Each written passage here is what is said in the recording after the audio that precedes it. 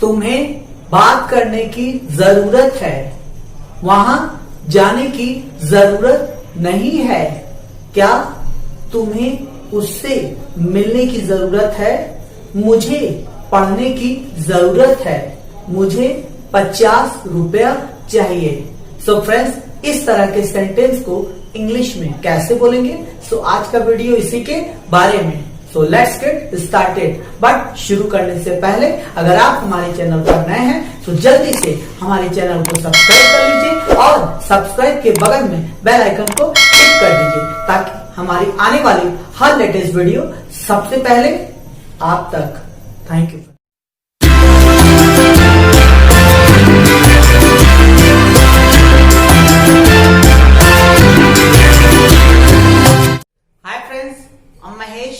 Most welcome to our channel Magic English with Mahi। Friends, आज आप model auxiliary में need का use पढ़ेंगे। किस तरह से नीड का यूज अलग अलग सेंटेंस में किया जाता है। So let's get started. Need plus the first form of the verb.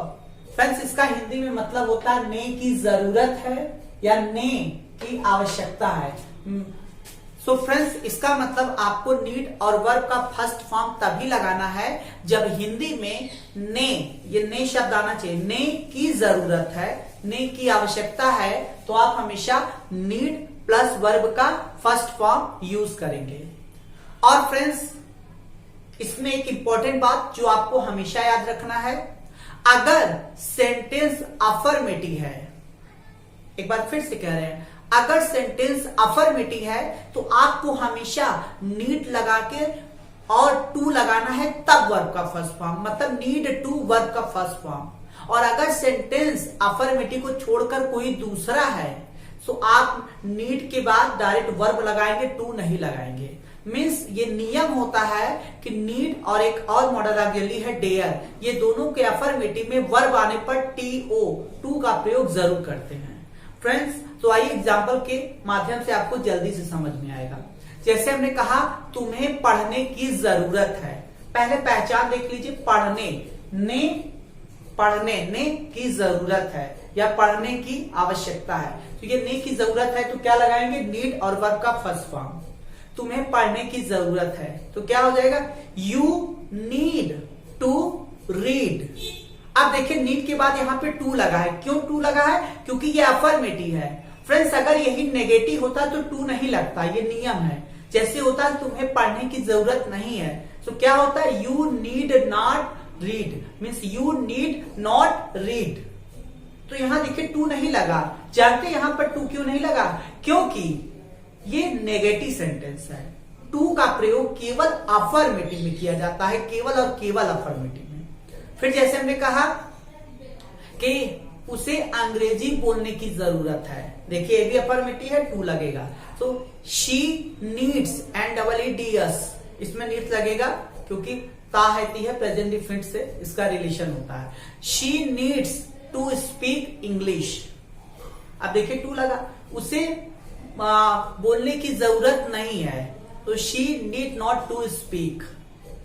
तो फ्रेंड्स, यही है कि जब भी अफर्मेटिव होगा आपको टू लगाना पड़ेगा, और अगर टू नहीं लगाएंगे तो गलत है। लेकिन अफर्मेटिव को छोड़कर कोई भी वाक्य हो, कोई भी सेंटेंस हो, जैसे नेगेटिव हो या इंटेरोगेटिव या इंटेरोनेगेटिव या WH, तो आपको टू नहीं लगाना है। जैसे क्या उसे पढ़ने की जरूरत है? So need she read.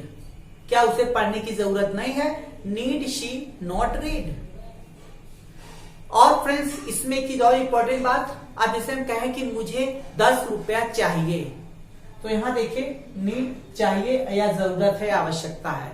तो नीड मतलब चाहिए भी होता है, जरूरत भी, आवश्यकता भी।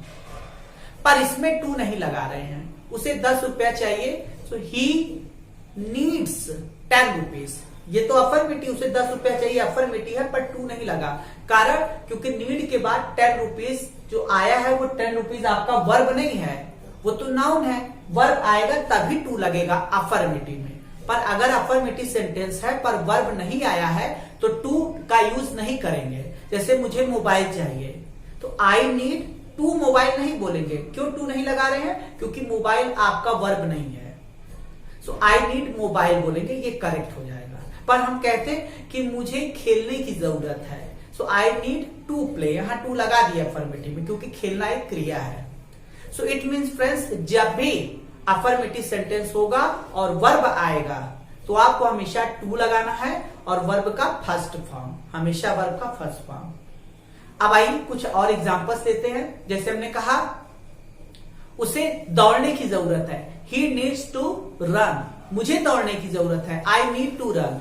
तुम्हें दौड़ने की जरूरत है, यू नीड टू रन, तुम्हें बेड रेस्ट लेने की जरूरत है, you need to take bed rest.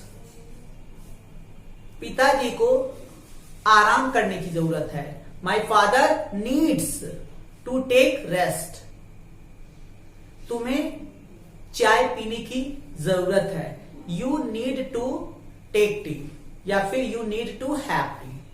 Friends, negative बनाना होगा तो आपको पता है नॉट लगा देंगे, यू नीड नॉट, तो जैसे कहें तुम्हें पढ़ने की जरूरत नहीं है, तो यू नीड नॉट स्टडी, क्या तुम्हें पढ़ने की जरूरत है, नीड यू स्टडी, क्या तुम्हें पढ़ने की जरूरत नहीं है, नीड यू नॉट स्टडी। तो फ्रेंड्स, आई होप आपको समझ में आ रहा होगा और आया होगा कि नीड के अफर्मेटिव में टू वर्ब का फर्स्ट फॉर्म लगाना पड़ेगा, और अगर नीड वाले वाक्य में वर्ब नहीं है तो आप टू नहीं लगाएंगे। जैसे मुझे पेन चाहिए सो आई नीड पेन, ये बोलेंगे, ना कि ये I need to pen. To pen क्यों? क्योंकि पेन वर्ब नहीं है। आइए फ्रेंड्स आगे, नीड नाउन। देखिए नीड के बाद नाउन, वर्ब नहीं आएगा, नाउन। चाहिए जरूरत है, आवश्यकता है, तो चाहिए का मतलब ही नीड होता है। तो होता क्या है फ्रेंड्स, अक्सर लोग चाहिए के लिए शुड लगा देते हैं, तो शुड या फिर वांट लगा देते हैं। तो हमने कहा नीड आपको लगाना है, तो नीड मतलब चाहिए, ये भी होता है। याद रहे, जब ने की जरूरत है तो नीड लगाएंगे, केवल चाहिए है तब भी नीड लगाएंगे। और जो शुड लगाते हैं वो गलत क्या कर जाते हैं, क्योंकि शुड तब लगाया जाता है जब ना के बाद चाहिए, जैसे पढ़ना, ना आ गया फिर चाहिए, तो ना के बाद चाहिए आएगा तब आपको लगाना है शुड। जैसे तुम्हें पढ़ना चाहिए, यू शुड रीड, तो शुड क्यों लगा है, क्योंकि ना के बाद चाहिए आया है, और इसमें ना नहीं है, केवल चाहिए, तो केवल चाहिए होगा तो नीड। जैसे मुझे पेन चाहिए, आई नीड अ पेन, मुझे मोबाइल चाहिए, आई नीड अ मोबाइल, मुझे आप चाहिए, आई नीड यू, उसे मॉम चाहिए, शी नीड्स मॉम, मुझे पैसा चाहिए, आई नीड मनी। तो फ्रेंड्स ऐसे बहुत सारे एग्जांपल आप खुद से बना सकते हैं। आइए नेक्स्ट फ्रेंड्स, ये भी एक इंपॉर्टेंट यूज है, देयर इज या वॉज। अंत में जब है आएगा तो इज लगा दीजिएगा, और जब अंत में था आएगा तो वॉज लगा दीजिएगा। क्लियर है?